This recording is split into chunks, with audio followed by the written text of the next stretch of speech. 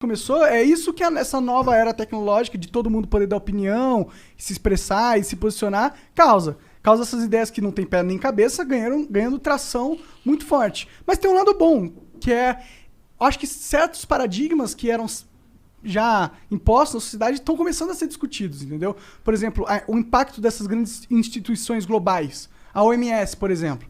Eu acho que a gente, por estar nesse mundo onde está todo mundo se falando, esse poder que eles tinham, essa referência de ser eu sou a Organização Mundial da Saúde, eu controlo a saúde no mundo. Esse negócio esse espantalho foi aparecendo na minha visão. Porque com a internet, a tecnologia, a gente viu que nem a OMS no começo sabia lidar com a parada. Eles falaram que tinha que usar máscara, aí depois eles falaram que máscara não funcionava. Aí depois voltaram atrás e falaram que máscara funcionava. Entendeu? Aí falaram que tinha que fazer de um jeito, aí falaram que tinha que fazer do outro. Entendeu? Aí você falou, porra, os caras são os caras que eram pra ser a referência máxima de saúde no mundo, e eles aqui na internet estão passando de palhaços, pô. O problema é que assim, não, primeiro essa coisa da máscara especificamente, na gripe espanhola já se discutiu máscara. Então, o fato é que a gente normalmente não aprende muito coisa com a história. O próprio Hegel, aquele filósofo do final do 18, começo do 19, que criou a história da dialética lá, ele dizia, uma das coisas que a gente aprende com a história é que a gente não aprende nada com a história. Então, esse caso específico de máscara, quando você pega qualquer material de jornal da época, ou livros que foram escritos sobre a gripe espanhola há 102 anos, você tem lá essa discussão, lockdown, não lockdown, usa máscara, não usa máscara, fecha isso, abre aquilo. Entendi. Quer dizer, isso já rolava há 102 anos atrás. Existia comércio naquela época. Assim como nas outras em eventos de peste se usava máscara. Você tinha máscaras na época que se usava. Então esse é um tema que já circula na história das pestes. Agora, sobre essa coisa do critério que você fala, Monark, é uma coisa interessante e bastante séria, que é o seguinte. Na verdade, a gente vai num processo de crítica dos paradigmas, que nem você falou, no caso da OMS é o paradigma institucional, né? A gente vai nessa crítica, só que a gente não vai ter nada para pôr no lugar. Certo? A gente não tem nada para pôr no lugar. Porque o que acontece é quando a gente começa a relativizar tudo, que é uma coisa que na filosofia começou a rolar uns 2.500 anos atrás, a Grécia, né? Foi quem inventou esse negócio de relativizar as coisas. Foi mais ou menos quando começou toda essa história de filosofia?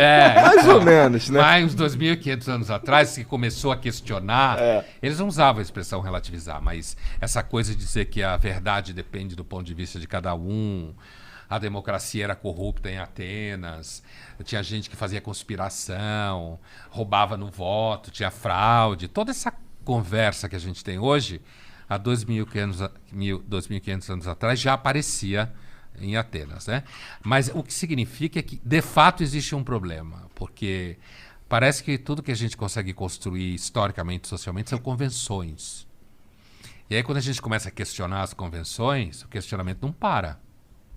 Não para, entende? Assim, a OMS cai por terra, eu entendo o que você fala, apesar de que a ciência continua dependendo de um certo grau de institucionalização.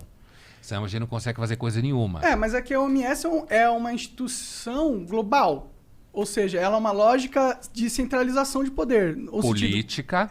Super política. Super política. Inclusive. E eu acho que poderiam existir, sei lá, 20 OMS, tá ligado? 20 referências em saúde.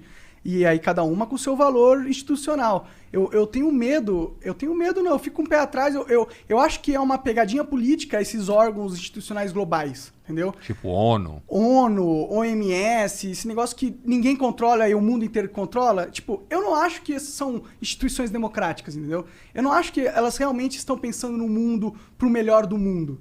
Eu vejo elas como instituições que foram totalmente sequestradas por poderes muito maiores do que os nossos, e elas seguem a cartilha da convenção dos poderosos, entendeu? Eles não seguem um rigor de, tipo, prezar pela humanidade, e o certo é o certo, e a gente tem... Não, porque... E o que prova isso? As atitudes dele.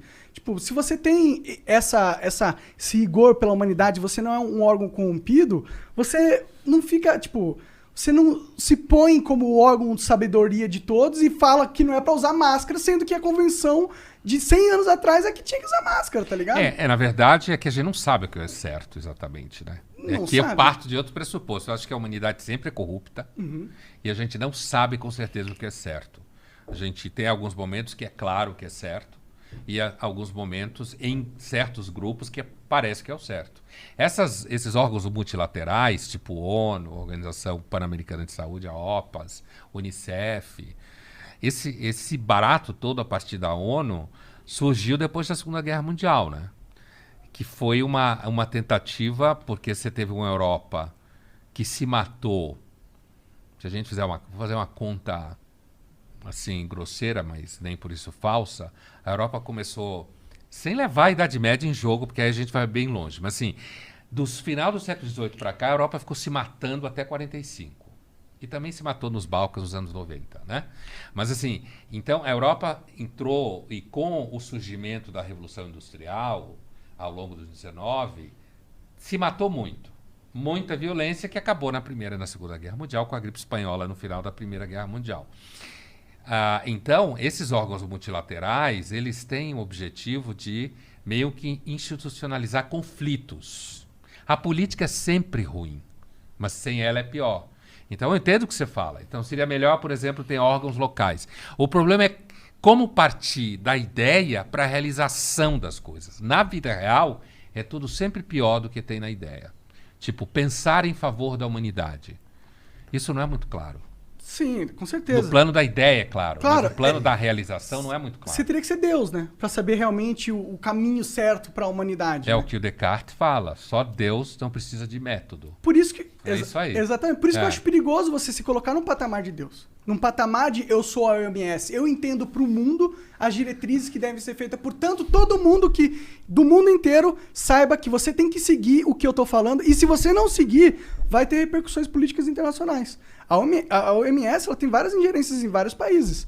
E, pô, se você vai afetar a soberania de um país, você tem que estar muito bem embasado. Você não pode chegar e falar que a máscara não funciona, tá ligado? Sim. Acaba totalmente aquela imagem, aquela ilusão que a população tinha, pelo menos eu tinha, que eles eram caras supracompetentes, ultracompetentes. Porque uma cagada dessa não se comete, igual o Bolsonaro não comprar vacina. Então, bem-vindo ao grupo. Dos que sabem que nem os supercompetentes, tecnicamente, são tão supercompetentes. Né? Que tem uma dimensão meio circense.